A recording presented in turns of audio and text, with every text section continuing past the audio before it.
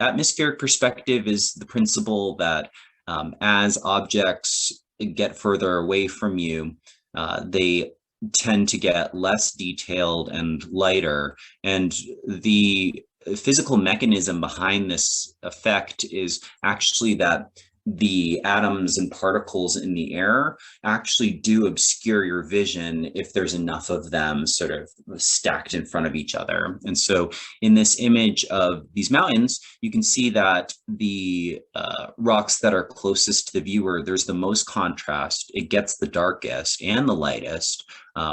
And there's the most detail. And then gradually, as you move back in space in these mountains, they get lighter and less detailed as it moves back. And so in this photo of a city, you can see the same principle at work. So I want to show you a couple artworks that employ this principle of atmospheric perspective. This is a painting by the painter Turner.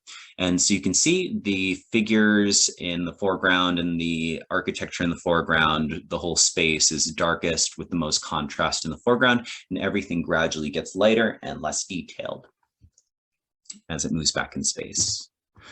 This is an environment painted by Claude Lorraine, and it's the same principle at work here.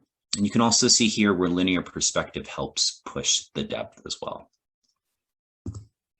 This is a painting by local Lutic artist Linda Infante Lyons. And so even though this painting is a stylized environment, she's still using the principle of atmospheric perspective to communicate the depth of this imaginary space. And so you can see in the bottom left, it's the darkest, the most contrast down there, and then everything is gradually getting lighter and more washed out as it pushes back.